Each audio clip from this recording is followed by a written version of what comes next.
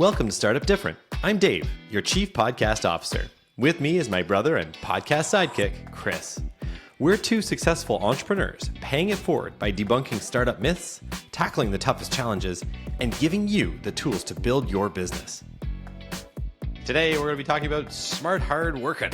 Let's get her done.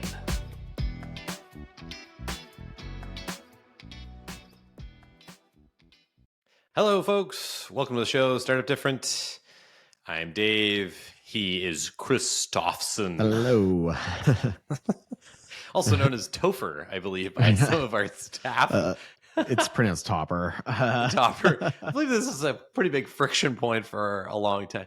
Yeah, it's funny. I love fake names. There was a shout out to Matt Kerneman. He was really good at this. One of our employees, he would he kind of mix two names together, like Tedward or like Jimothy. I love Jimothy. I think that's one of my favorites, to be honest, because it's just so stupid, you know? Yeah, we had quite the workplace culture when it came to silly things. Well, you needed like fake characters for stuff. Like anybody who does software development knows that like software projects get like weird names. I mean, I think even the public knows that for some of like the, stuff that gets like leaked or whatever, they're working on whatever and they got all these strange names for it. I mean, one of my personal favorites, so we're also big Simpsons nerds, but only for like seasons like 2 to like 13, 14. Anyway, Mr. Sparkle was probably one of my favorites that we had going on. And Mr. Sparkle, I think, was a server that would do a lot of internal stuff. It was one of our internal processes for managing some of the app deployments. Mr. Sparkle was around for a long time. It was a pretty big deal. We actually changed its name because it was getting weird that we couldn't actually keep track of what things we're actually doing. So I think it was actually like we called it the app job server afterwards, because that's actually what it was doing. It was doing build jobs for apps. I just remember the salespeople though being like, "Who is Mr. Sparkle?"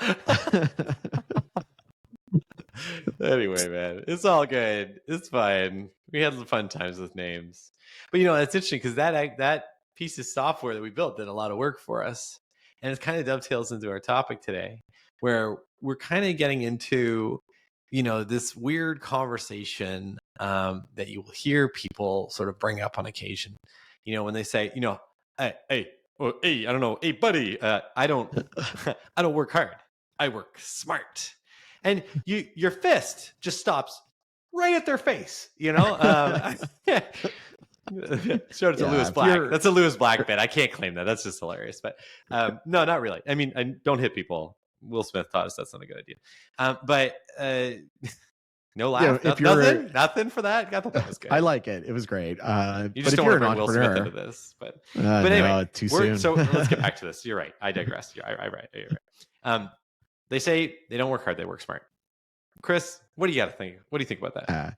Well, if you're an entrepreneur and you've been an entrepreneur, you know that you have to work both hard and smart. There's no time when, everybody's trying to work smart. Okay. If you're only working smart, you're just either you're the luckiest person ever and you got a startup that is just going to kill it because you figured something out that nobody else figured out, or you're actually a regular startup and you've got competitors, you got other people doing stuff and they're also working smart.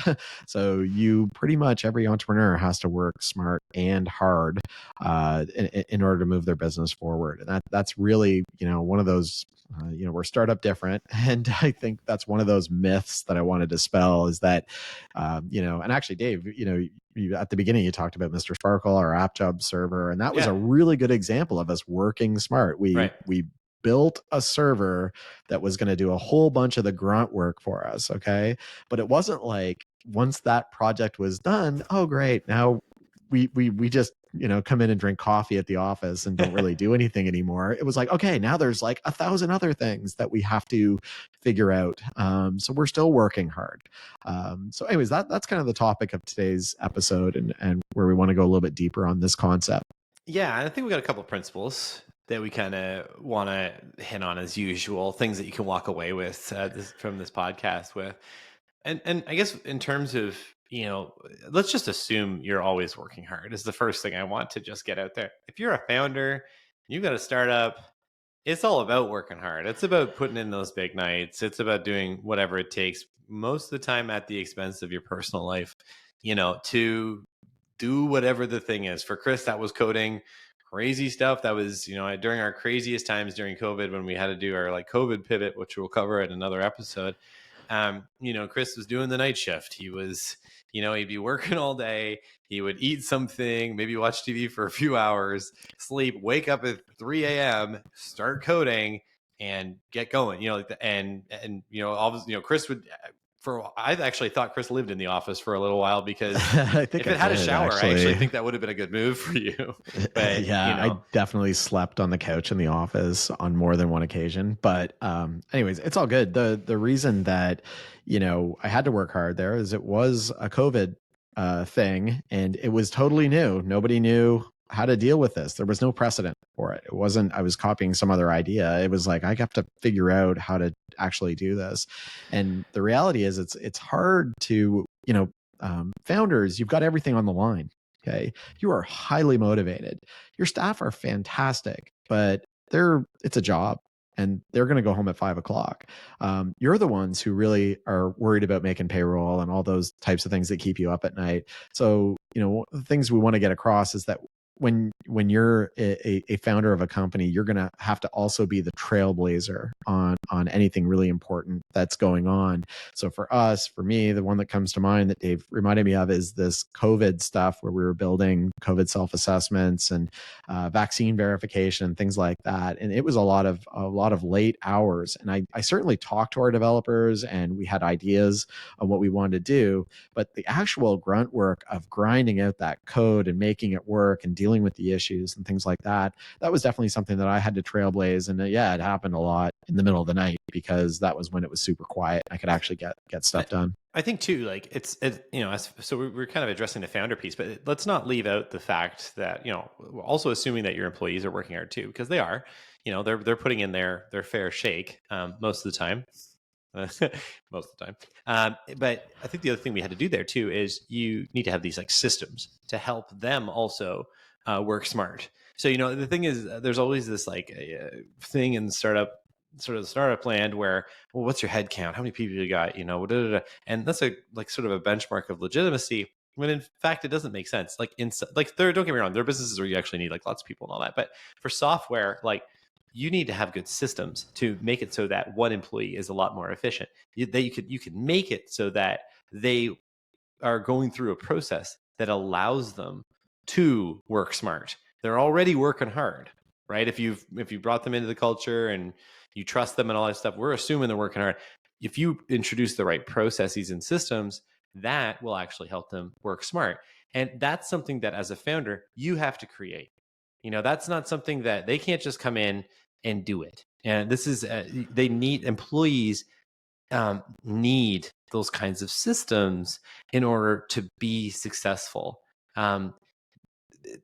But again, you got to do it. Founders got to figure it out first. So when I go back to that COVID stuff, like figuring out how that was going to work and how those pieces were going to come together was really important that I figured out. But then I definitely got our staff to help us build those components and help us test and make sure it's going to work and kind of backfill in the gaps. And so like, it wasn't like I was off on an island doing this project secretly on my own. It was still a team effort. There was just a lot of hours of trying to figure out, hey, will this work? Maybe I can tie this to this. And that sort of stuff had to be me that was kind of architecting that stuff. And then the employees coming and helping with that sort of stuff. And obviously we were a small software company and we're obviously that's our experience. That's our expertise. So that's where I'm focused. It may work differently in bigger companies, but for us, especially for an early stage startup, the CTO, the founders are going to have to be the trailblazers on a lot of the big strategic initiatives. I remember, and just going back to the employees working hard too, like I remember some of those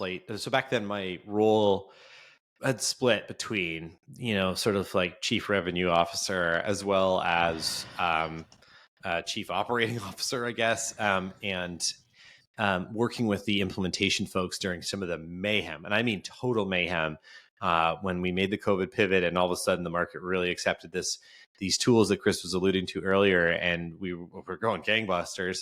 The sales part was easy. It was about, okay, now we got to get all these people up and running with this stuff.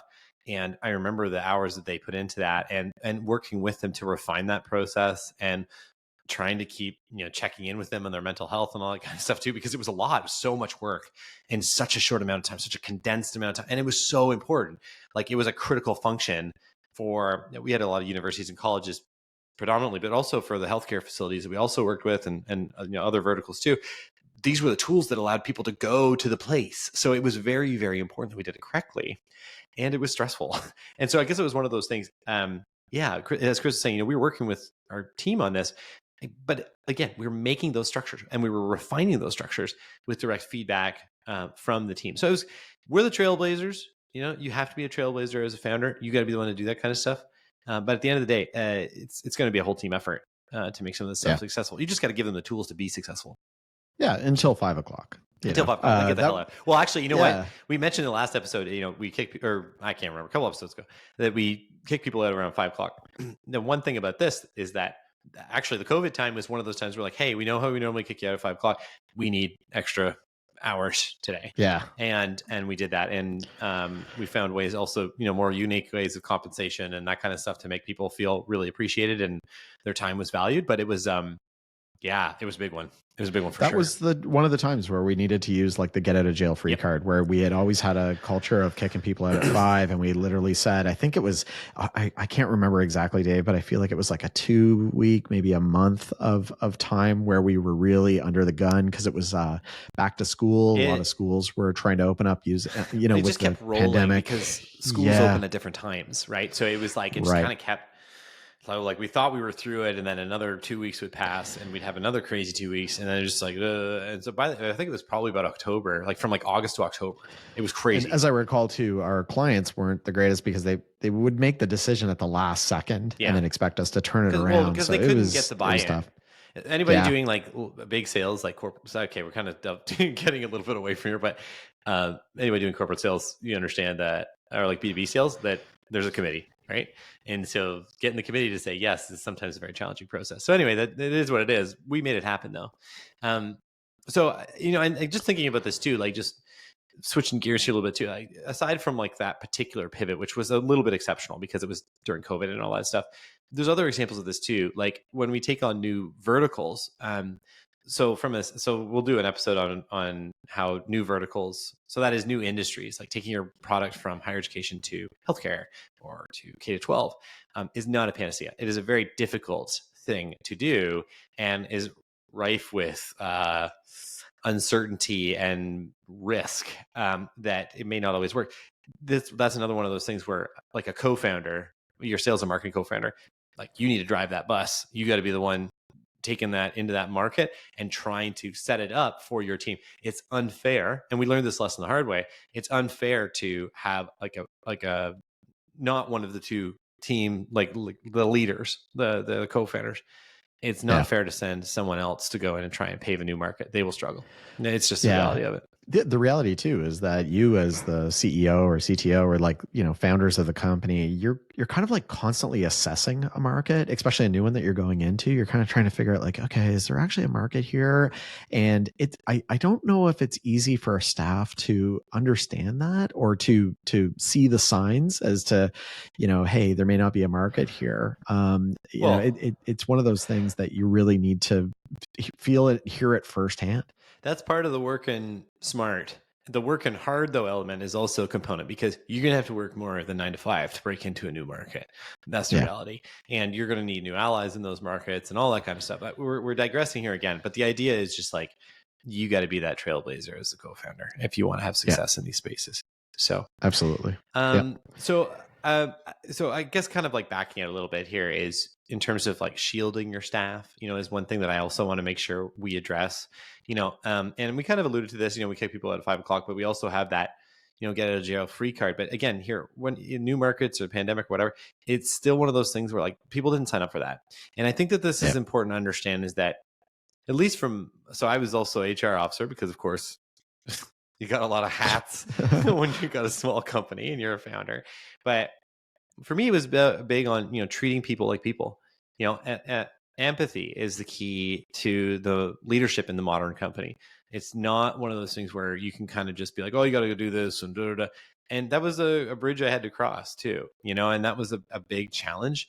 And it's almost a different kind of trailblazing. But I think what I really want to like categorize this under is the making sure that we're, taking care of your people and shielding them from the worst of entering of some of these things. I don't know. What do you think, Chris? Yeah, no, I think, and that's the reason that you do it, is you shield them, because you know that that's kind of building up that goodwill with your staff, so that when you absolutely need to, ask them for a huge favor and stay late, they'll be willing to do it. If you always play that card and you're always burning, the goodwill with your staff, they won't be around when you actually need them during a pandemic or something like that to help implement self-assessments or, vaccine verification or something like that. So yeah, I guess it's like you can't expect people to you can't work smart and hard if you treat your people like crap. Like that's not working smart. That's not working hard. Well, maybe it is working hard, but not in a way that's sustainable for your business. Like fundamentally, you need to be believing and supporting your people. And there are different cultures out there, particularly in startup land, where there's kind of more of a ruthlessness to it. And our feeling was always, the more you invest in people, the more they invest in the business. And so I think that comes from, shielding your staff from some of the bad stuff, but just like listening to your staff. One of the things that took a while, you go to business school and, there's a problem and you solve that problem, and that's how well, if you have this issue, this is how you fix it. And I think there's something to be said though about in HR issues, how it's really, or just HR in general, it's really not about, solving those problems all the time. It's about just literally listening to people and hearing what they have to say. And I know there's somebody who's listening to the podcast right now who's like, man, these guys have gone really soft. And that's fine. I can respect that. But that's the point. If you think this is soft, you might not be soft enough. There's actually some component of this where this is the key to unlocking a lot of productivity and being a better in-market competitor and market leader and a trailblazer and working efficiently. So working smart and hard it's all about that empathy, man. I don't know. Yep. Bit of a tirade there, but you know what I'm getting at. I know from my perspective, the really, really important code that we had, I learned over time that I had to be very involved in that, if not being the person that wrote it. We had parts of our code base that were written by other people, and I didn't have a good grasp of it. And, it was as a small company, a small startup, it's a terrifying feeling when you don't really know the code, because eventually all code breaks and you're going to have to fix it. And you may not have that expertise there. So it's not about writing all the code, but the really tough, the really important code that's pivotal. It's really important that the CTO be involved in that. And I think the same thing goes with some of the big deals that on the sales side that come along. Yeah. Like, that's not to say that, some salespeople, if you've trained them well and you've worked with them for a long time, that they can't take on some big deals. They definitely can. And in fact, you want them to. That's kind of part of what you're doing there. But there are certain kinds of deals in terms of complexity, in terms of sometimes like dollar magnitude, in terms of the vertical that you're talking about, that it just requires the CEO, or it requires the big guns. And I actually think about a time when with Rave, when we were acquired by Rave Mobile Safety, and how Todd Piatt, great guy, CEO of Rave, would just go out and he would win some deals. He would do what he had to do, and these were tough ones. And he'd actually work with another Todd. The Todds would work together and get some really, really big statewide stuff that it wouldn't be practical necessarily to imagine just an employee going out and getting. And so there's something to be said here, like, when you're thinking about your sales team, and I don't want to turn this into a sales podcast, although I do like sales quite a bit. I don't know if you can tell. But there's like the ground. If it's a football game, let's think of it as a football game. If there's the ground game, you're going to get 3 to 5 yards at a time. That's your sales force. That's most of your sales team. You're going to have a couple of 20-yard passes. Those are going to be your better salespeople. And then there's going to be these Hail Marys. And I'm not sure in this metaphor if I'm the quarterback or if I'm the receiver. I think I'm the receiver, but I think I threw the ball and I'm running to myself. I'm running down the field, and I got to make that play, and it's a reach, and I might not get it. And that's okay. Your investors might not be as thrilled or whatever, but it's got to be you. It can't, the pressure, the rest of that is tough to fall on just a single employee or a different Dave, employee. I always think of like pre-acquisition. We were fortunate enough to win a statewide deal in Florida. Yeah. And Dave and I went to, it was actually for the state. And so we went to Tallahassee, Florida. We stayed in the Courtyard Marriott. Ooh, and, we were up all night, getting polishing that's nice thing, of you. That's nice of you. I wasn't up all night that night. You were up all night. I was up for a while. And then I said, well, I'm ready for the demo. I'll see you later. But we went and we really wanted to get that deal because it was a high profile deal. And so, for me, I was sitting there looking at the feature list and being like, okay, we need to check all these boxes.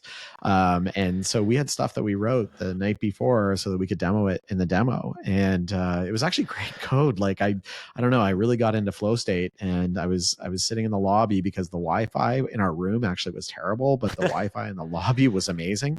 So I'm in the lobby, and I remember at about 2:00 in the morning, the guy said, at 6:00, this music's going to start. And unfortunately, I can't turn it off or anything like that. It's just, there's going to be this like elevator music playing, and you're going to have to deal with it. So I said, hey, no problem. It's great. Like the Wi-Fi is great here. I'm in flow. So like, it's all good. So I just kept going. And I remember, it felt like 10 minutes later, it was 4 hours later, but it felt like 10 minutes later, the music came on, and it was 6 a.m.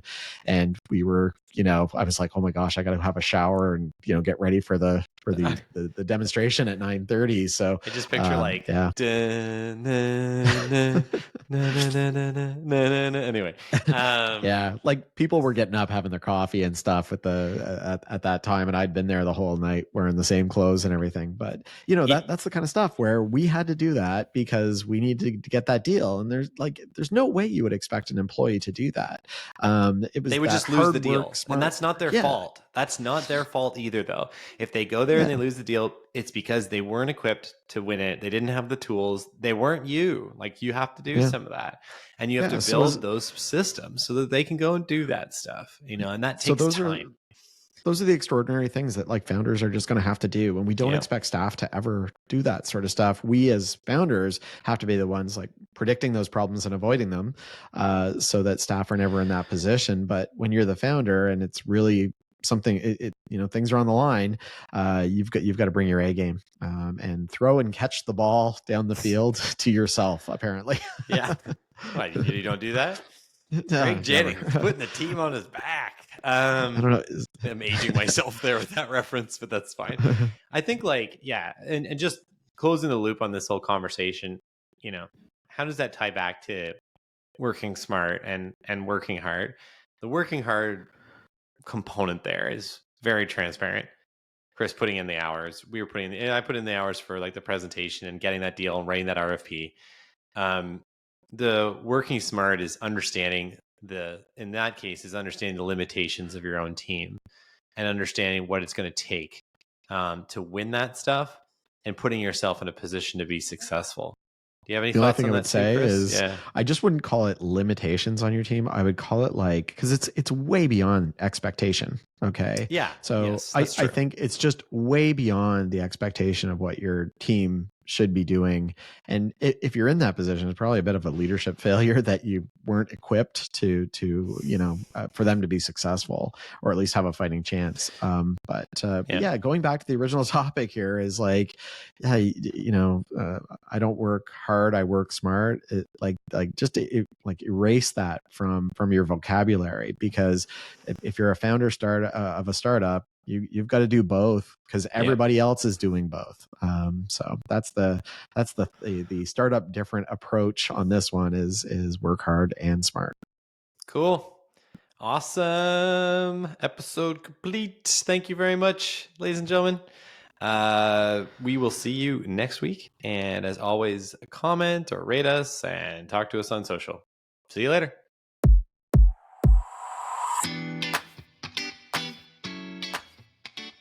Thanks for joining us.